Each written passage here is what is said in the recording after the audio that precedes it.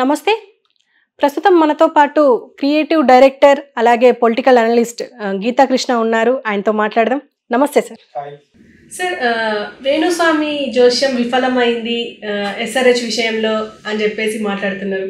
And ఎట్లా అంటే కావ్యమారానికి మంచి దినాలు అవుతున్నాయి, ఖచ్చితంగా ఎస్ఆర్హెచ్ గెలుస్తుంది అని చెప్పేసి మాట్లాడుతున్నారు.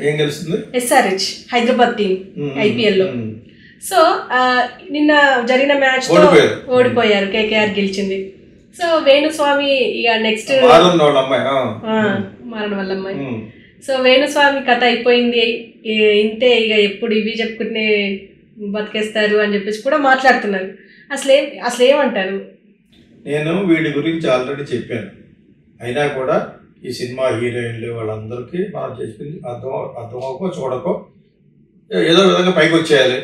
పైకి వస్తే ₹1 తీసుకొచ్చాను. హీరోయిన్లు వెళ్ళిపోయి వాడికి 10 లక్షలు ఇచ్చి పూజ చేయించుకోవడం.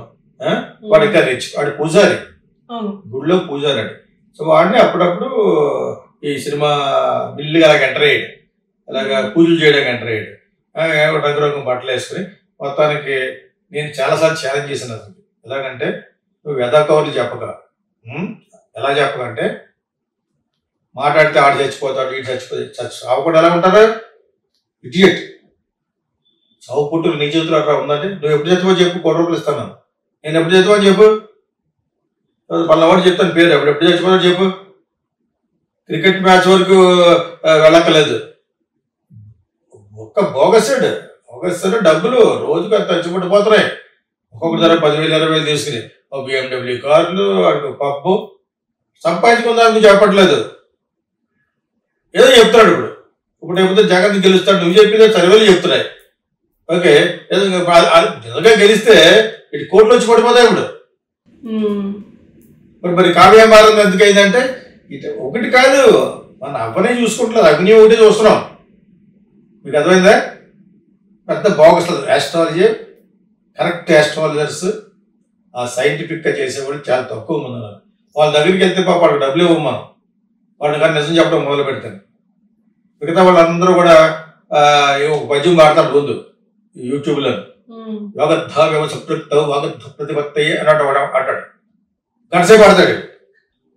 యాంకర్ అది కూర్చొని ఉంటుంది లంకర. తొట్టిగాడి వీళ్ళంతాను పక్కన పెడితే వీడు అంతకంటే పెద్ద పెద్ద తొట్టి.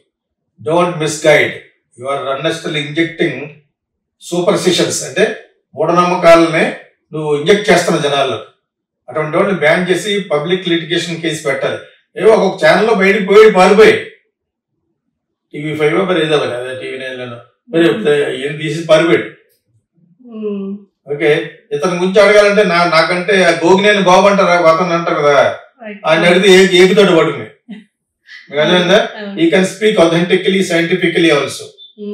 ఓకే, నేను ఊరినే అన్నాను because is more knowledgeable about god, గాడ్లీగా లేని వాళ్ళ గురించి, స్వామీజీ గురించి కూడా బాగా మాట్లాడగలరు. ఓకే, ఇతని గురించి ఈ ఆస్ట్రాలజీ గురించి మాట్లాడినా కూడా బ్రహ్మాండంగా చెప్తాడు. నేను క్యాజువల్గా చెప్తున్నాను. వాడు చచ్చిపోతాడు, వచ్చే సంవత్సరం ఒక హీరో చచ్చిపోతాడు, సావరేక మరి వాళ్ళు ఎవరో చెప్పాలండి, అవి చెప్పడు. అది పెద్ద క్రికెట్ ఓడిపోవడం, వీడు చెప్పి వీడి పని అయిపోయింది అంటే అప్పుడే పని అవ్వలేదు, డబ్బులు సంపాదించండి, ఇక అయ్యేదేముంది. వీడు ఒక పక్కన చెప్తాడు, ఒక పక్కన లావాడ వీణ వాయిస్తూ ఉంటుంది. ఆ వీణమ్మని చేసుకున్నాడు వెళ్ళి. సో వీళ్ళందరూ అక్కడెక్కడ తిరుగుతూ ఆ ఫ్లైట్లో ఎక్కి సెల్ఫీలు తీసుకుని మనకు పెడతా ఉంటారు. అదొకటి. అతని యొక్క సైన్స్ ఏంటంటే పాలిటీషియన్ గెలిచి మోసం చేస్తున్నాడు, సినిమా వాళ్ళు తెర మీదకి ఎక్కి డబ్బులు సంపాదిస్తారు. నేనేం సంపాదించకూడదు, అందులో భవిష్యత్తు బాగు చేస్తానన్న వాడి దగ్గరికి వెళ్ళవాడు ఎవరు ఉన్నాడు, గుడ్డికి వెళ్ళిపోతారు. ప్రైమ్ మినిస్టర్లే వెళ్ళిపోయి స్వామీజీలకి వాళ్ళకి నమస్కారాలు పెడుతుంటేనే. No human being is god. అసలు there is no god. God అంటే కర్మే గాడ్. గుడిలో ఉన్న రాముడు కూడా గాడ్. మన చర్చిలో ఉన్న, నేను చాలాసార్లు చెప్పి ఎందుకు చెప్తున్నానంటే జీసస్ క్రైస్ట్ కానీ మదర్ మేరీ కానీ whatever it is there, వాళ్ళంతా కర్మ మనం చూస్తుంది.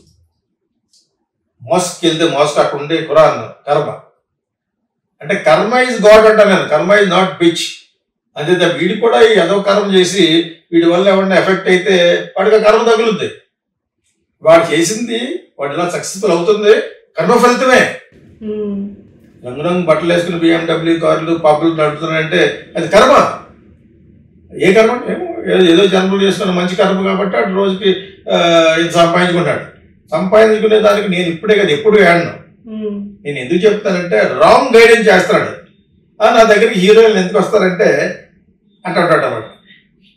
అది నువ్వు ఎదుగుండా ఎవరితో కూర్చోడదు లావు గారు, అది మారుతూ ఉంటుంది. ఏంటో అది అది నాకు అసలు వీడి మీద వచ్చితే అసలు ఒకటి కూడా చూడను. ఓకే, ఇప్పుడు కావ్యమారిని ఎప్పుడు నమ్మిందా? ఉండదా? That's depending on the game. యాక్చువల్గా అది ఒక్కొక్కసారి క్లియర్ వైన్స్ అంటారు, దాన్ని దివ్య దృష్టి అంటారు. అది క్లియర్ వైన్స్ ని మనం ప్రాక్టీస్ చేస్తే కూడా వస్తుందని అంటున్నారు. ఎంతో జరగబోయేది తెలుస్తుందట. 2-3 రోజులు అలాగనమాట. క్లియర్ వైన్స్ అంటారు దాన్ని. సో ఆ క్లియర్ వైంట్ అనే సబ్జెక్ట్ నేర్చుకోవడం కూడా ఉంది. దీని మీద యాంజెలినా జోలీ ఒక సినిమా వచ్చింది, life or something like that అని. అందులో రేపు ఏం జరుగుతుందో చెప్తాడు అప్పుడు ఒకడు అడుకునేవాడు న్యూయార్క్ సిటీలో. వాడిని ఇంటర్వ్యూ చేయడానికి నీలాగా అబ్బాయి యాంకర్ ఒక ఛానల్కి అదేం చేసారని అంటాడు. ఆ కెమెరామెన్ పట్టుకెళ్ళి అక్కడికి వెళ్ళి ఆడు వస్తాడు అడుకునేవాడు అనమాట. ఒకడు అక్కడ స్టూల్ వేసి పైకి వేసి అది నుంచుంటే అడిగి వస్తాడు అనమాట ఆ బోర్డు. ఆడు చెప్తాడు, అడిగినా అడగమని చెప్పేస్తాడు. రేపు పొద్దున్న ఇలాగే క్రికెట్ లాగే ఒక గేమ్ జరుగుతూ ఉంటుంది. ఆ గేమ్లో వీళ్ళు గెలుస్తారు, వీళ్ళు ఓడిపోతారు, ఇంకోటి చెప్తాడు, 3 చెప్తాడు అనమాట. దాని తర్వాత భూకంపం రాబోతుంది ఎక్కడ కాలిఫోర్నియా ఎక్కడ ఏం చెప్పేస్తాడు. అది పని అయిపోయింది. అది వింటున్నప్పుడు మనం $1 $2 ఇస్తే తీసుకుంటాడు. లేకపోతే మాసమైన బట్టలతో డుంచుంటాకి తెచ్చుకుంటాడు కదా స్టూల్, ఆ చక్ర పెట్టి పోతూ ఉంటాడు. ఆ పోతున్న టైంలో ఈ అమ్మాయి యాంకర్ అక్కడికి వెళ్ళి యాంజెలినా జోలీ పెద్ద యాక్ట్రెస్ అప్పటికి వెళ్ళి కెమెరా ఆల్రెడీ పెట్టి ఉన్నాడు. చాలా రద్దీ ఏరియా అది. ఇష్టం కెమెరా పెట్టేలేక అక్కడి నుంచి జూమ్ చేసి పెట్టినాడు అనమాట. చాలా బాగుంటుంది సినిమా. తను అడుగుద్ది అనమాట కింద దిగిన తర్వాత ఇంకేమైనా చెప్పండి అంటాడు. అది విసిగిస్తుంది అనమాట. అనగానే అడే టెల్ మీ సంథింగ్ అనేది, నువ్వు నెక్స్ట్ థర్స్డే చచ్చిపోతావు అంటే. ఓకే, ఇంకా అలా నిరుత్సాహపడిపోవడం కెమెరామెన్ ఇంటిలో అయిపోయింది అనుకుంటాడు. వస్తుంది సౌండ్, ఆయన కూడా అవన్నీ నమ్మకు ఇది అంటాడు. అప్పటి వరకు ఆ కెమెరామెన్కి యాంకర్కి పడదు. ఇద్దరు కలిసి ప్రోగ్రామ్ చేయమని టీవీ ప్రొడ్యూసర్తో గొడవ పడుతూ ఉంటారు. చిన్నపిల్లలకు గొడవ పడకండి, ఈ ఒక్క ప్రోగ్రామ్ చేసిన తర్వాత చూస్తానులే అని వీటితో పనిచేయాలని అంటూ ఉంటుంది. యాక్చువల్గా ఆడికి ఈ అమ్మాయి అంటే ఇష్టం. ఈ అమ్మాయికి ఆల్రెడీ పెళ్లి కూతురుపోయితే ఆడికి తట్టుకోలేడు అనమాట. అర్థమైందా మీకు? సో బాగా తీశాడు సినిమాని. పెద్ద హీరోయిన్ అప్పటికి. ఒక బ్రిడ్జ్ కింద ఉంటాడు. అప్పుడు మన్నాడు చూస్తారు అన్నమాట టీవీ. వీడు అనుకున్నట్టుగా జరుగుతుందో లేదో చూద్దాం, నేను తరిసేసి చచ్చిపోతాడు ఉంది కదా, వాళ్ళ రోజు చచ్చిపోతాడని అన్నాడు కదా అని ఆ జిమ్లోకి వెళ్ళి చూస్తూ ఉంటే న్యూస్ వస్తూ ఉంటుంది. ఆ న్యూస్లో వాడు చెప్పిన ప్రకారంగానే అంత స్కోర్లోనే ఓడిపోతాడు వాడు. తర్వాత ఇంకోటి ఏం చెప్తాడు, అది జరుగుద్ది, భయపడిపోతూ ఉంటుంది అనమాట. తర్వాత ఇంకోటి చెప్పడు న్యూస్లో, ఏదో కాలిఫోర్నియాలో భూకంపం వచ్చి ఇంతమంది చచ్చిపోతారని చెప్పాడు కదా, చెప్పలేదు కాబట్టి నాది జరగదు అనుకుంటుంది. టక్కన మళ్ళీ న్యూస్లోకి వస్తాయి, ఇప్పుడే అందిన వార్త వాళ్ళ చోట భూకంపం వచ్చి ఎంతమంది చచ్చిపోయారంటగానే డేలా పడిపోతుంది. ఇది క్లియర్ వైన్స్. అది దివ్య దృష్టితో చెప్పాడు. అర్థమైందా మీకు? వాడు మళ్ళా వెళ్ళి అడిగితే నువ్వు ఎలా చెప్పావంటే నాకు తెలియదు అంటాడు. సీన్ కూడా ఉంది. ఏంటంటే నాకు ఆ టైంలో అలాగ వచ్చి చెప్పారంటాడు. ఇప్పుడు మళ్ళీ అక్కడికి వెళ్ళి వేణుస్వామిలోకి వెళ్ళి అడిగితే చెప్పడు. ఆడికి బాటిల్ పట్టుకెళ్తారు, అవి పట్టుకెళ్తారు, అప్పుడు చెప్పడు. ఆడికి ఏదో వస్తే ఆ మూడ్లో ఆ టైంలోకి వెళ్ళి ఆ స్టూల్ వేసి అది మీద నుంచి చెప్తాడు.